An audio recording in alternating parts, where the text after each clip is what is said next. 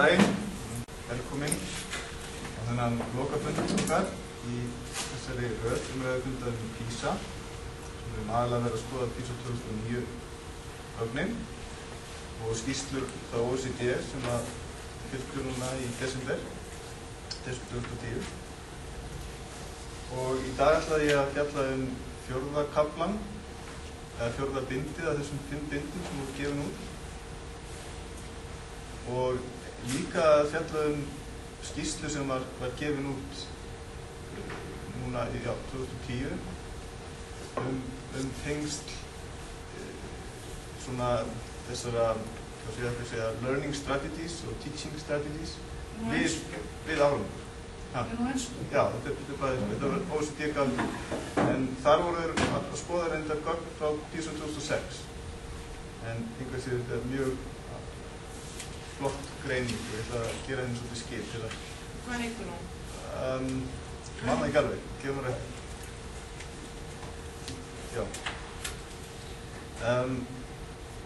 Og svo ætlaði ég að sýna ykkur stutta samantekt AGA, þróun hans í gegnum síðustu 10 ár. Það er líka tekið úr stuttu riti sem að OECD hefur gefið út.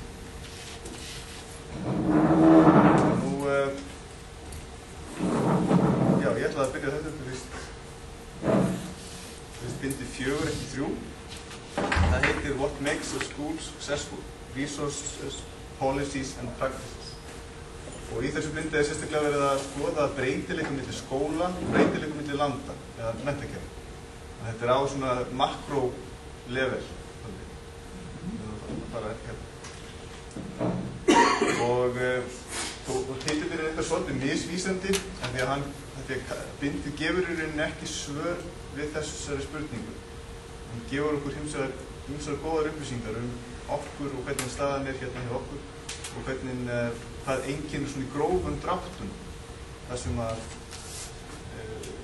þau lönd sem með góðan ára. En þetta er alltaf á auka svona makro-level. Og við munum líklega sleppa hérna 5. bindinu, en í júní, hann bara á morgun, þá kemur þetta bindu, ekki á morgun, þetta kemur í júní, ekki mann, við kemur klára dagsetningunni. Kemur 7. bindu, þar sem við verðum að skoða læsi nemenda á rafrænan texta. Það verður þá kynnt. Gefum til með að taka fylgja það? Já, það verður sérstök kynning skýrslu OECD og stöðu okkar nemenda, hvort að það sé í rauninni þeir munur á læsi nemenda eftir því hvort þau eru að lesa á blaði eða lesa svona internettexta. Já, svona tölvulæsi. Já, það er tölvu textalæsi, skulum segja. Þetta er ennþá að fjalla lesskilning. Þannig að það er svona næst á döfunni hjá okkur og þessir umræðufundir fari í sumar. Nú, aðeins bara samantekt af því sem þeir segja upphafi þessa bindis. Það er hægt að skýra breytileika í árangri með því hversu rík löndin eru og þú skýrir þetta fyrir 6% af þessum breytileika. 94% er líklega vegna menntastefnu og skóla starfsins kennslunar. Það er þar sem að breytileikin milli landa kemur fram, ekki því hversu mikið peningar eru til. Svona fyrstu skilaboðin sem við erum að koma áleiðis. Og það er í rauninni ekki hægt að skipta þessum OECD-löndum í fátæku og rík og segja að fátæku þeim gengur illa, ríku gengur vel. Það gengur ekki upp. Það sem að bæði rík og fátæku lönd þurfa að hugsa er það sem við kalla human capital. Erum við að ná að undirbúa nemendur í grunnnáminu undir fjölbreytt flókin störf. Og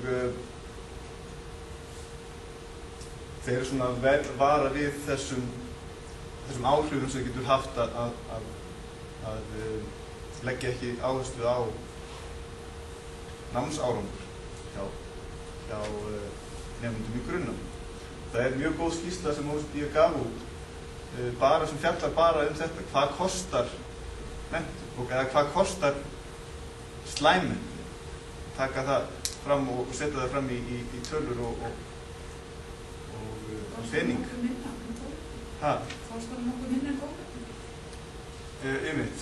Það svona, en þeir hafa alveg sett það niður í bara hvert ár í skóla og hver 10 PISA-stig niður, hvað kostar það? Mjög skemmtileg skýrsla það. En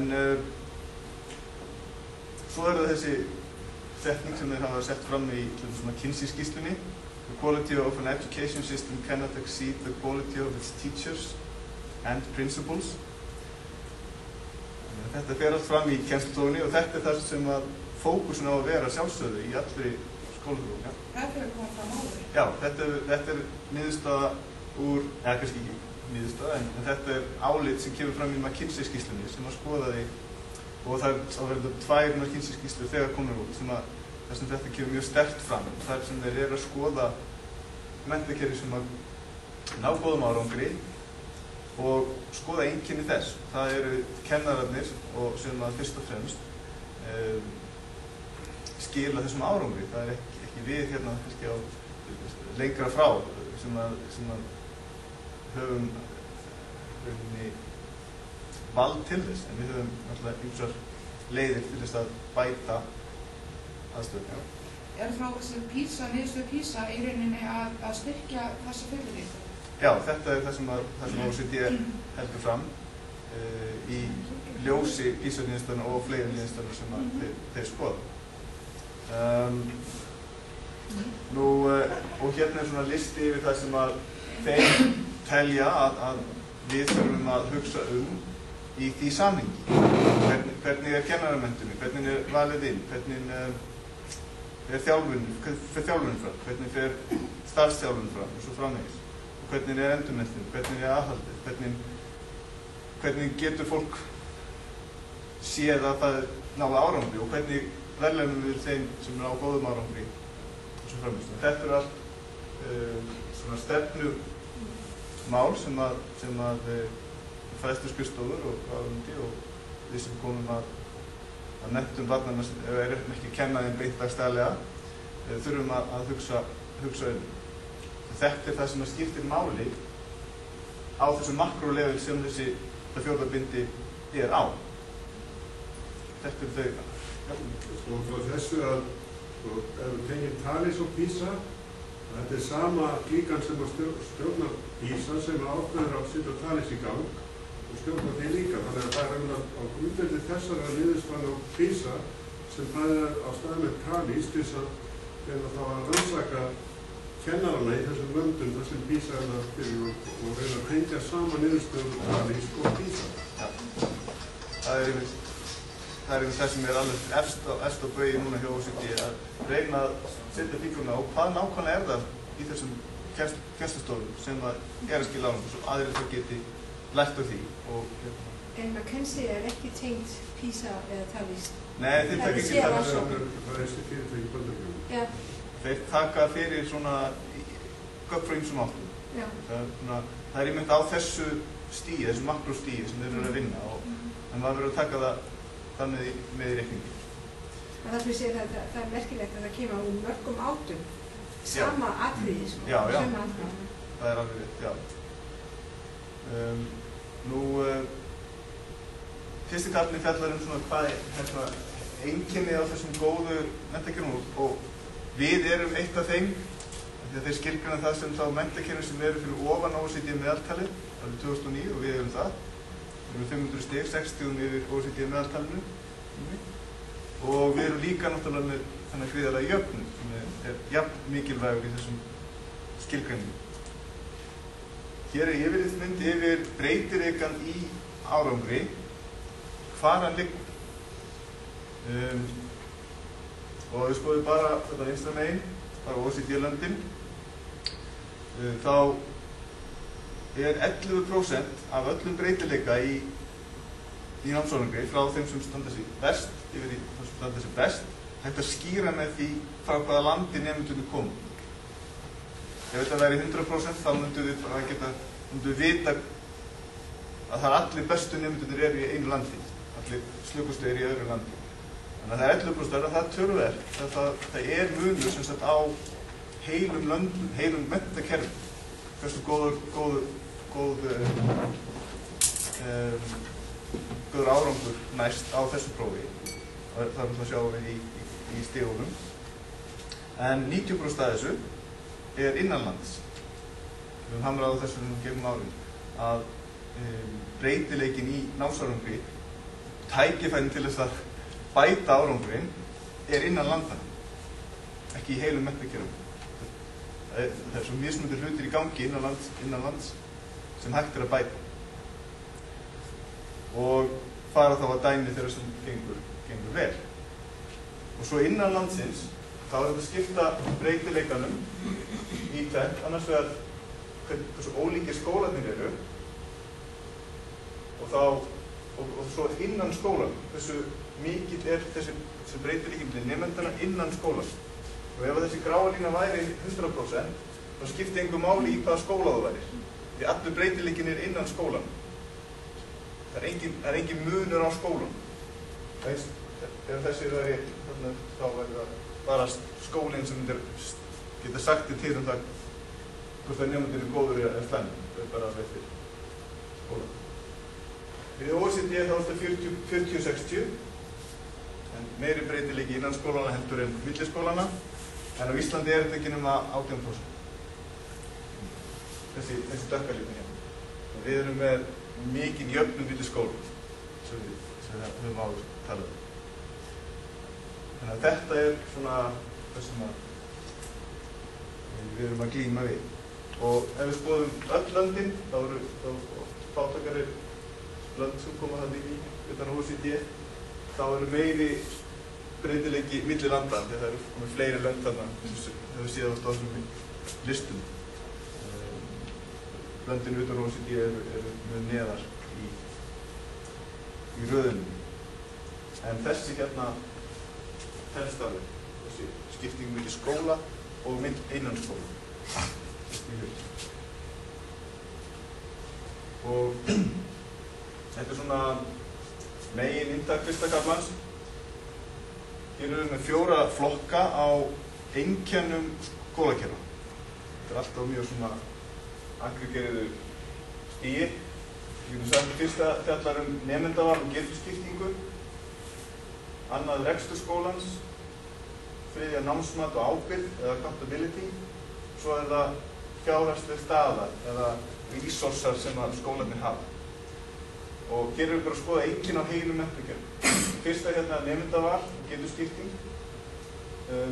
Vertical differentiation snýst það hvort að nemendum eru haldið eftir í bekk eða þeir fara upp bekk eða hvenær þeir skipta tracks gegnum skólakerfið. Það er snemma eða seinna. Horizontal differentiation á við hvort að nemendur eru farið til skóla. Þá hérna innan skólans farið til bekki. Það er svona á horizontal. Innan sama árgangs. Og bókstafnir standa bara fyrir sjáðu eftir hvort að einkenni er hátt eða lág aðgreining þessum hérna þáttum.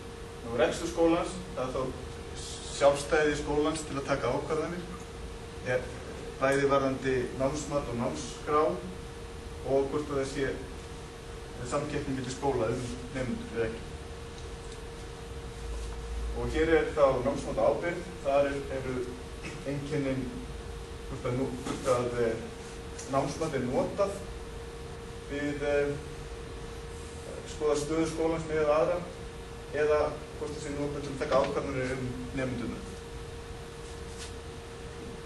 Og fjárhagsleg staða, þá eru að resursar, þá erum við að tala hversu dýrt menntakerfið er, hversu miklu peningar eru settir í það, við snúum þessu við í rauninni.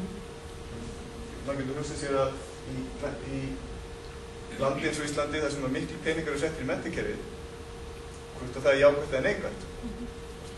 Menntakerfið, menntun hefur verið sett í forgang og aðstæða nemenda hefur verið sett í forgang hér og það bara, mínum að þetta bara gott mál en þetta náttúrulega kemur tilbaka að maður vil fá fyrir pening.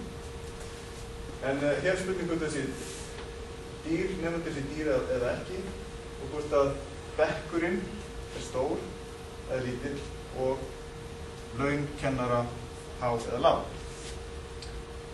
Hversu mikið menntakerfið tekur af peningum. Og já, hér sjáum við hvernig þessi skilgreining á verðstakki, það þá hvernig þú byrjar, endur bekk, og svo það hvort að við séum mörg tracks, hvernig þú valið inn í tracks. Þegar þú byrjar að velja 11, þá 11 ára, þá líkil, það er bara central differentiation í há, en ef þú byrjar seinna, þá það og hér sjáum við þessu einkennum fyrir Ísland. Við erum með low, við erum með allt lágt hér, við lítum samflokk og við erum með sjálfstæði skóla og engin samkeppni náttúrulega og við notum námsmat, stóri staður hér, við erum með dýrmenntakerfi og litla bekki og kennarar eru með láglaun í samanburði við önnur lönd. Hér er þetta sett upp í töflu, löndin. Það ekki öll taflan, það tók bara Ísland og þessum í kring. Hérna er lesskilningur og hversu mikið þjóðfélagsleg staða skýrir af lesskilningu. Svo koma hérna staðirnir, þetta er lítil aðgreining. Hér er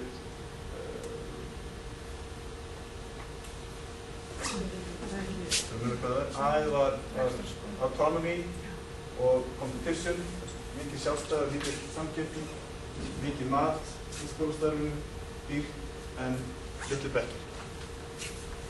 Og þessum eitthvað merkjast við þetta er að þið sjáum þarna löndin sem eru með nákvæmlega sömu einkenni og við, sem hitta alveg á nákvæmlega eins röðun af bókstöfum og við.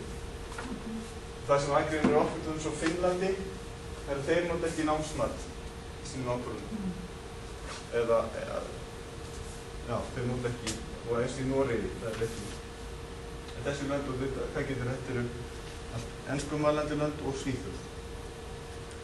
Það er einkenni. Þetta er svona, já, mjög gróft. Sjáum við hvernig okkar einkenni eru og hvaða lönd eru með alveg nákvæmlega eins kerfi. Ég setti hérna upp hvernig hver er staða þessar landa sem eru með þá sömu einkenni við.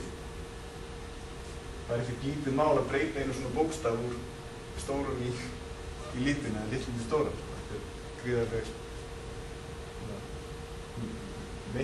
meiklaði hlutir. En löndin sem eru svipuð upp og sér bæði frá ofan og neðan. Annar kaflinn, how resources, policies and practices are related to student performance. Ok, hér er það svona upptalning fyrir, þetta er ekki sérstaklega eftir löndum, en hér er talað rauninni hversu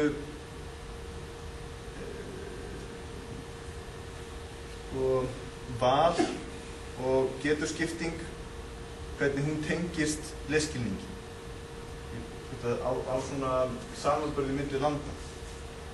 Hérna hafði efst hlutfall nemenda sem endurtekur bekk einu sinni eða oftar. Og því hærra sem það er, mínus. Því hærra sem það er, því lægri er meðal árangurinn í landinu. Og þetta er ekki gott. Og gott einkenni á menntakerfi. Það sé mikið verið að endurtaka bekki, að fella menn og sem við sjáum bara ekstrím dæmi í Luxemburg sem er gríðarlega dýrt menntakerfi, alveg rosalega dýrt menntakerfi, með mikið af svona falli og árangurinn er einmitt eins mikið úr takti við það og hægt er. Það er því sem við höfum skoðað. Og svo er þetta eins hér hlutfall nemenda í skólum sem að færa nemendum til vegna þess að þeir eru með lítinn námsárangur. Þessi horizontal differentiation og ef það er erfiðleika með nemendur eða hegðunarerfiðleika þá eru færðir í sérstakann skóla, sérstakann stað. Því hærra sem það er, því neikvæðir eru áhrifin. Það eru sterk áhrif þar. Menntakerfið þessum að þetta er gert mikið eru með lakari námsum eða sem lesskilningsmælingum. Þetta er ekki gott einkenni á menntakerfi og við höfum orðið þeirra. Það er mjög gott. Hér er annað einkenni, hlutfall nemenda í skólum sem að flokka eftir getu. Það er líka neikvætt. Allt þetta þrennt eru stærri súlunar og mælieiningin er sem sagt hversu hátt hlutfall af breytileikanum milli landa er hægt að skýra með þessum einkennum.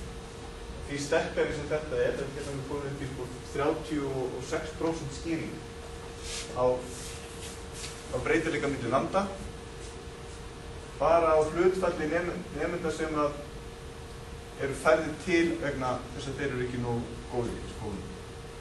Þetta er mjög neikvætt einkenni á menntakerfinu og þetta er ekki hægt að breyta svona yfir nóttu. Þetta þróast gegnum túlkurinn og gegnum stefnir sem eru þróar í gegnum áratugum. En þetta er vond leið til að fara.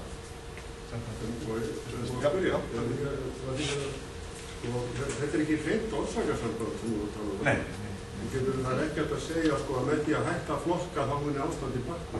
Það er frekar kannski að það er vegna þess ástandi slemmt sumstaðar þá hafa með farið út í flokkun. Það gæti verið, já. Það gæti verið, en samt er þetta líka mjög skólaspekilegt. Þetta er líka mjög mikið stefnu atriði. Á makró. Já, þetta er mikið hvernig tekur þú á þessum málum. Kennarinn er með vandræðagemsa í bekkjónum, þetta gengur ekki, hinir þjást fyrir það. Við erum að leysa þetta vandamálið. Hvernig gerum það? Við tökum það bara út. Lefum við að fá vinnufrið. Þessi hugsun. Þetta viðhorf til menntunar, sem við segja. Við erum algjörlega gagnstætt viðhorf til menntunar og hvernig þetta að vera. En það er ekki vegna þess að við hefum gengið illa, skilur við. Það er bara, við viljum hafa þetta svona. Og ég held að það sé bara sama þarna. Ég held að það sé spurning stefnu og hún hef ekki skilað þessi lausn á vandamálinu hefur ekki almennt gengið vel. Það er allavega skilabúðar sem OECD vil koma til skila og eins með að endurtaka bekki, það er ekki sniðið. Og já, hér sjáum við bara löndin hvernig þau raðast eftir þessum einkennum. Hérna er mælikvarða á það hversu hátt hlutfall nemenda er fært til, þú segir ykkur á það, vegna ýmsa vandræða. Við sjáum hérna Norðurlöndin eru hérna alveg niðri. Það er ekkert, það er aðeins Danmörku eða það er smá við það. Og þessum hérna ás erum við að tala sjálfstæði skólanum til að taka ákvörðun. Og við erum svona, í kringum núna nema Noregur virðist ekki verið með mikið af því. Við erum Svíþjóð fylgjum að með væðingu fræðsluskrifstofa. Þeir eru alveg á sama stað við, þessi 10 eða 12 ára síðan þeir byrjuðu. Og það er mjög svipaður kúltúr í kringum það. Og þeir færa ekki heldur til. Það var búin að gera þetta kynjaskipt, skólatil varðandi kynja. Ég veit í Danmörku er við vandamálum það að þetta er kannski næstum því 90–80% strengir sem er færð í svona sérskólum. Og mjög fá og sterkur sko. Ég myndi að það veri mjög líklegt sko, með bara það sem við höfum hér. Og þetta er, hvað OECD er búin að skoða þetta með tillit, hvað það er kynjamun á hver er það sem fer þessi skóla? Já, nei, það er ekki hér, það er mjög áhugaverð. Í næstu myndum tókum við undir þær, þá er sýnt sem sagt tengsli á milli þessara þátta how school policies for selecting and grouping students are related to reading performance. Það var líka fleiri þættir sem skoða tengslin milli þessar vitiþátta og lesskilnings. Og þessi súla sýnir sem sagt hversu mikið af breytileikanum í lesskilningi innan landsins hægt að skýra með viðkomandi einkennum. Í þessu tilfelli School Policies for Selecting and Grouping Students. Nemendaval og getuskipting. Það er þessi súlu hérna, bláa.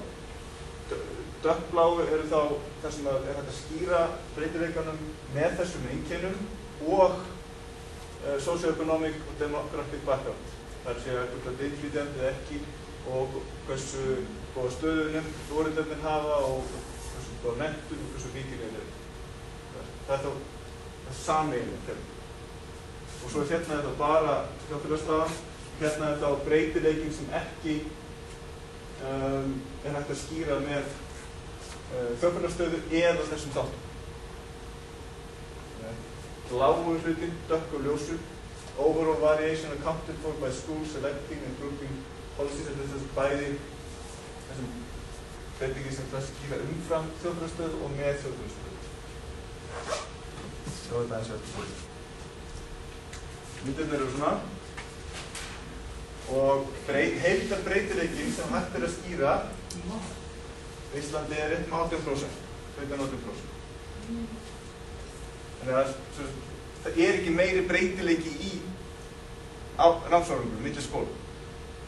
Þannig að það myndi aldrei vera hægt að vera með meiri skýringu heldur en breytileikin er. Svo segjum við eitthvað á það. Þetta er ekki 40-60, þetta er ekki 40% breytileiki milli skóla og 60% innan skóla. Á Íslandi er þetta frekar 17% og það 83% innan skóla. Þessar súlur breytast ekki milli mynda. En þið sjáum við að það er val og svoleiðis val og getuskipting tengist ekkert, skýrir ekkert breytileikar milli skóla, eða þetta er ekkert af því í gangi á Íslandi. Aðeins hérna í Danmörku og Svíþjóð, en minnst á Íslandi. Það segja að af toppnum í Ísjakanum, Norðurlöndin aftalið, þau eru svona með listvæna stefnu í menntamálum, en svona mannlistvæna og oft litið til okkar menntakerfi sem svona fyrirmynd aðbúnaði nemenda og við erum þar á efst af þeim, eins og við hefur oft komið fram í öðrum mælingum. Hérna erum við að tala um between school variance, þessu mikið af breytileikanum milli skólana við getum skýrt. Þetta var fram. How the governance of school systems is related to educational outcomes. Og hér erum við að tala um eitt einkenni sem er þá hversu mikið hversu mikil ábyrgð bera skólarnir á námskrá sinni og námsmati. Það sem við höfum verið að innleiða hér, sjálfstæði skólan. Jú, mjög jákvætt. Það er jákvætt að gera það. Menntakerfi sem að gera það eru með hærri meðal árangur í lesskilningi heldur en menntakerfi sem gera það ekki. Það er líka minni áslöf. Þetta er út frá spurninglista skólanum. Gerið þið þetta? Spurt er, gerið þið þetta í ykkar staði? Og þetta er jákvætt einkenni. Annars skiptir ekki máli hér. Hvort að skólar bera ábyrgð á því hvað þeir eru að peningunum í, það skiptir ekki máli. Hvort að það er eða ekki, það er bara, þetta er meir og minna sami reksturinn, en það getur alltaf klúðrað þessu mikið á grunnstíl. Þetta skiptir ekki máli. Og eins með samkeppnina, hún skiptir ekki máli. Hvort að það er samkeppnin milli skóla, sóknarnemendum eða ekki, það er ekki lausnin. Hvert svo sem vandamáli er. Hér sjáum við svo aftur skiptir hérna school autonomy og school competition, skiptir það máli. Góðan sem hlutir reksturinn. Já, sjálfstæði skólana í rekstrinum skiptir það máli og sameiginlega það og hérna þetta við gleymum þessu og samkeppnin, nei, veist þetta skiptir það engin máli. Það er ekki samkeppni milli skóla. Þannig að hér sjáum við Svíþjóð, þar er smá skýring. Þetta er allt mjög lítið með önnur lönd. Við erum að reyna að auka samkeppni líka, þessi. Já, ég held að það sé ekkert sko, eins og kemur fram hér, það er ekkert slæmt. Það skiptir ekki máli. Nei, það er bara hvað hentar á hverjum stað. Það er mjög, við held að þessi liðins á tími þar sem menn fóru og jarðýttu, einhverju stefnu jarðýttu og bara völduð yfir allt sem var að gera. Í þessu lokal þróunarstarfi sem er núna, þá var það aldrei hægt. En það er í andstöðu við það. Þannig að hvort sem gerir það ekki, það getur heppnast, getur ekki heppnast. Það er engin sterkt einkenni sem það skiptir máli. How school systems assessment and accountability policies are related to education. Það erum við að tala námsmatið og ábyrgð skóla. Hvernig er henni háttað? Hvernig taka skólarnir ábyrgð á því hversu vel gengur hjá nemendunum meðal árangur þeirra? Er það getið ofan eða aftur og þurfa þeir að standa skil á því og gera einhverju breytingar sjálfur? Ef það eru staðlaðar námsmatsaðferðir af utanaðkomandi aðila, samræðandi fólk, betra. Tölur betra. Ekki eins sterkt og við vorum sjá áðan, en það er betra. Það er það einkenni sem skiptir máli. Það þarf að vera einhvers konar kontról. Það þarf ekki að vera mikið. Nú hefur verið könnunarprófin okkar eru mjög mikið notuð bara inn í skólunum. Við erum ekki að refsa skólum mikið fyrir að illa gengur. En þetta, bara þessi staðar er mikilvægt. Við verðum að fara að byggja nýtt menntakerfi þessi staðar. Nú skiptir námsmatsaðferðir og ábyrgðarferli máli?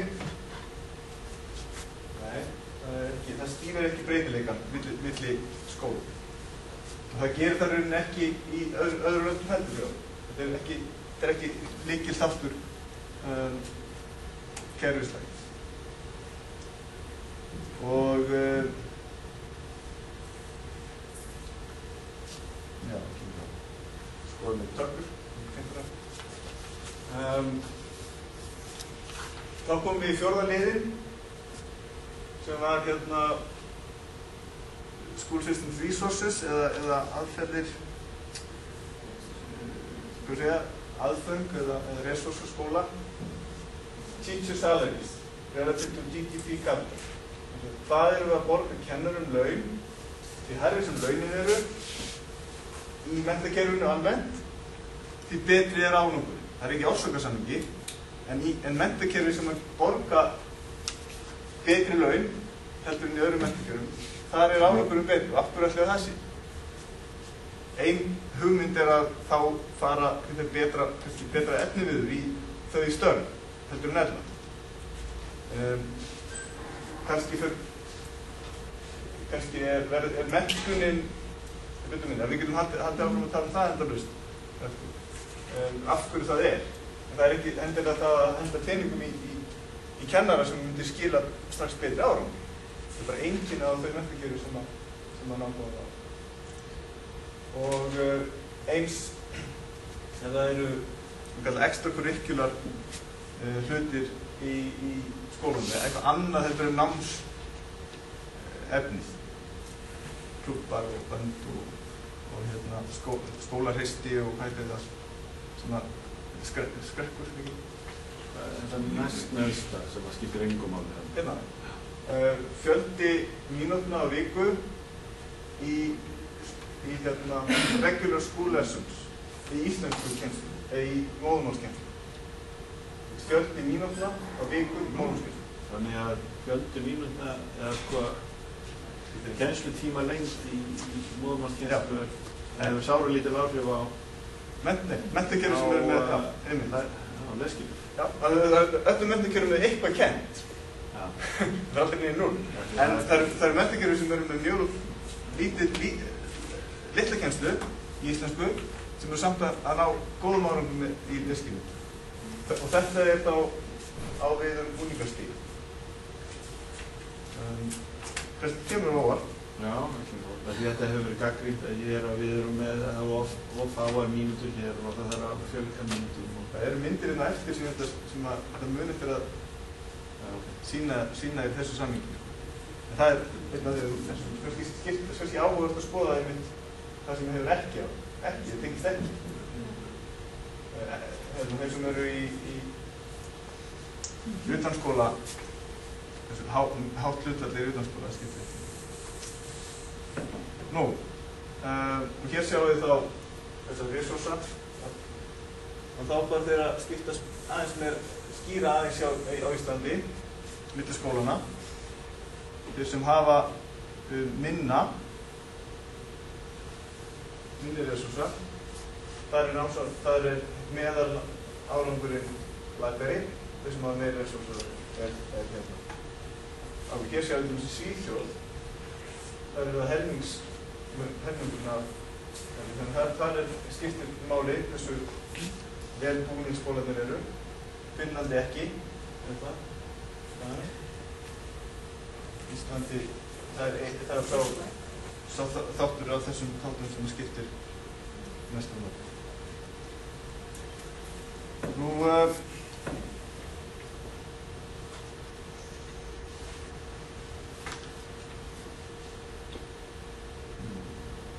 næsta sem við ætlum að skoða er það sem við kalla learning environment.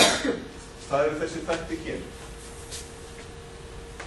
Samband nemendur við kennara, agi í tímum,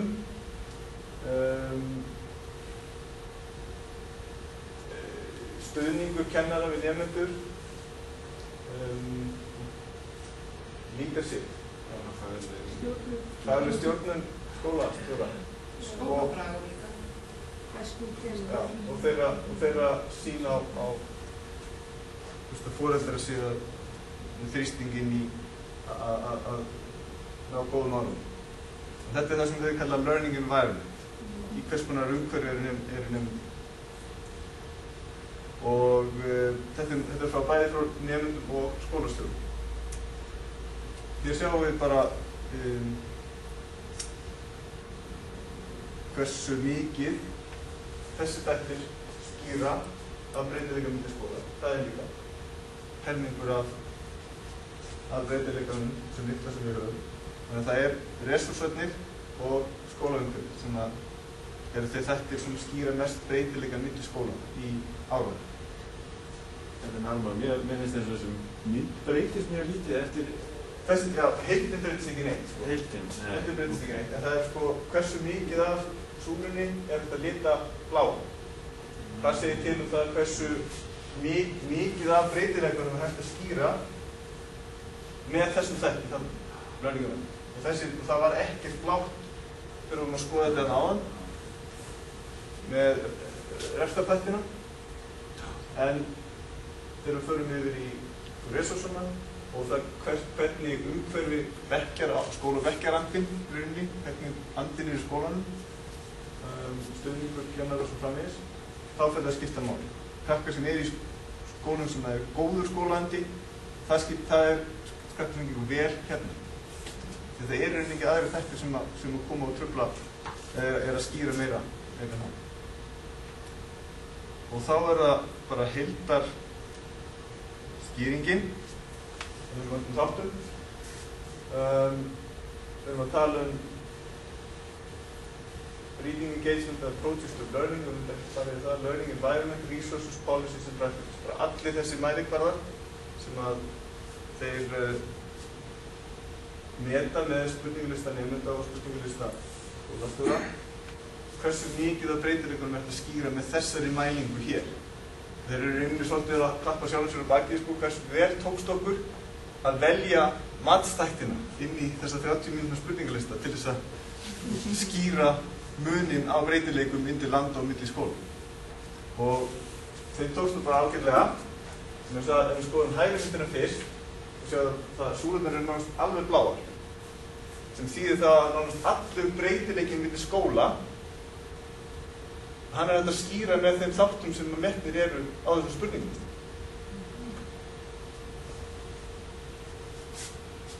Ef við tekum alla saman. og okkar eru þessi þá resursarnir og learning environment sem eru sterkustu þættirnir. En innan skólana í Ísland, þá erum við kannski rétt helminguna af breytileikanum, þessi 83% af breytileikanum sem innan skólana, helmingurinn af honum ekki hægt að skýra með neinu sem metið með PISA-spurningalista. Það er eitthvað í íslenskum skólum sem við náum ekki utan yfir. Og það í rauninni sagan hérna. Já, það sagan mjög og mjög minna en það í rauninni. En það eitthvað annað sem í gangi sem það ekki tappað á þarna í spurningalista. Það samt í heildina að þriðjungur af breytileikanum milli nemenda innan skóla en 9/10 breytileikanum milli skóla. Þetta bara svona smá klapp á bækinu bara, já, vel gert. Við ætlum að hafa það hana. Nú aðrum við fáum okkur kaffi og, já. Þetta því að þetta svona, höfum við einhverjar íslenskar rannsóknir eða íslenskar mælingar eða hafið þið gert eitthvað hér í námsmálstofnun í þessa veru til dæmis að athuga, með samræmduprófi til dæmis, bera saman skólana með þessum hætti? Einkenni skólana og hvort þeir standa, já.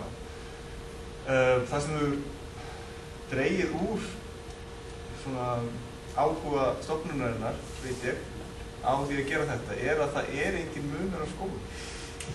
Það akkurat það sem ég spyr, Hefur ekki verið. OECD segir okkur að það sé tiltölulega lítill munur á skólum í Íslandi. Já. Þýðir það þá að við vitum það? Já, samræmduprófin staðfesta. Við höfum reyndar áður en við fórum að skoða þessi PISA-prófi einhverju viti, 2017, þá vorum við mikið að skoða samræmduprófin. Og það var fólk að skoða töflurnar í dagblöðunum og okkar orðræða innan hús, ár eftir ár, fór alltaf í það að reyna hvernig getum við komið fólki í skilningum það að þetta skiptir engu máli. Efst á listanum eða í 15. Það er svona eins og 3 nemendur sem að reynda að svara 2 spurningum. Þetta var svo, á okkar skilningu var sá, þetta var svo rosalega lítið að þú þyrftir að vera neðstu fjórðungurinn og efsti fjórðungurinn. Þá ertu kannski að tala eitthvað. Það var það svona það sem að framan af. En núna hefur þetta alltaf breyst. Það mikill munur á skólinn núna, miðað hvað var. Og það skólarnir eitthvað mismunandi. Og þá er góður punktur að þá fer það að skipta máli að fá að vita að skólar fá að vita hvað hinir skólarnir eru að gera og reyni að bæta náttúrulega sitt starf á þann hátt. En eins og ég segi, það var svona, hefur ekki verið gert og ég held að það hefur náttúrulega verið þrýstingur á þau próf að gera það ekki, að vera með minna af þessu. En ég veit það ekki. Þú veit ekki fyrir bara annað mælintæki, þetta eru samanlíkpróf. Ég sagði það ekki. Já. Mér finnst ég að gefa mjög betri mynd samanlík og saman. Já, og þessi þætti, það er alveg nóg að hafa þessu þætti. Þeir taka alveg næstu í allan breytileikann, þannig að við getum gefið ykkur, við höfum verið að gera það reyndar í skýrslunum fyrir fræðsluskrifstofur, hvaða nákvæmlega á svæðinu sem vandamál. Það getur verið þjóðfélagsleg staða, að skólinn sé ekki að filtera það nógu vel, að þeir ná ekki að bæta það upp, þennan slaku bakgrunni hjá nemendum. Það getur verið eitt. Annað getur bara verið, bara kennslan, það getur verið tali sem gæti nýst þannig. Það hefur bara verið svolítið svona, feimnismál að fara lengra í þau gögn. Það er þeim að safna frá kennurum. En það er alveg yfirmyrt gögn sem getur hjálpað skólum, ekki til þess að birta í blöðunum, heldur hjálpað skólum að átta sig á því hvaða hér innanhús sem að við ættum að skoða betur. Ég er að fara að gera slíkt fyrir Akureyri. Skoða einkennist kennarum. Það sem ég er að hugsa meðal annars að bærum til þess upp á framhaldsskólastigið, fara á hlutlaust svæði. Nú eru allir framhaldsskólarnir að búa nemendur undir, má segja það sama, annarkvæmt undir störfi atvinnulífinu eða undir náma háskólastigi. Og mýtan svo að allir framhaldsskólarnir séu jafn gildir og stúdentsprófur öllum skólunum séu jafn gild og sveinspróf úr öllum skólunum síðan jafngilt. En ég hef grunum að við vitum það ekki og stundum fáum við að heyra það að sko framhaldsskólarnir séu misjafnir með, þó ekki sem bara vegna þess að þeir eru mjög stóri, kennaraliðið misfjölmennt, þeir hafa ekki kennara í öllum greinum og annað í þeim dúr. En ég veit ekki til þess að við höfum neina úttekt eða rannsókn á þessu, hvorki á framhaldsskólastiginu né grunnskólastiginu. Ég er að segja að gögnin eru til, talisgögnin eru til og PISA-gögnin. Það er hægt að gera svip og þeir eru að gera núna. Við erum svolítið að hugsa það sko. Þannig að þeir eru að skoða löndin og draga fram svona makrolegur hvað er þetta, hvað er einkenni. Við getum gert það saman fyrir stærstu umdæmin. Við höfum verið að gera það aðeins í PISA og skoða aðeins hvað er það við þennan tiltekna kennarahóp sem að og er einhver tengsl. Skiptir einhverju máli að við setjum peningi í endurmenntun hjá þessu fólki? Þegar Sigurður nefnir nú framhaldsskólann, þá er þetta eins og munur á framhaldsskólanum og grunnskólum þessu. Við höfum bæði samnefnda prófun og PISA í grunnskólanum. Við höfum enga samnefnda mælingar í framhaldsskólanum. Það hefur verið yndislegt að hafa það. Svo við förum ekki út í þá sorgarsögur. Við vorum sannlega reyndum okkar besta sko. En ég held að ef við tekum bara þessu niðurstöðu, það er gott að hafa ytra staðlað próf. Einhver mat sem getur sagt þér svolítið, það hjálpar öllum. En það þarf ekki að birta í blöðum. Það er svona kannski það. En ef við ekki fá okkur kaffi.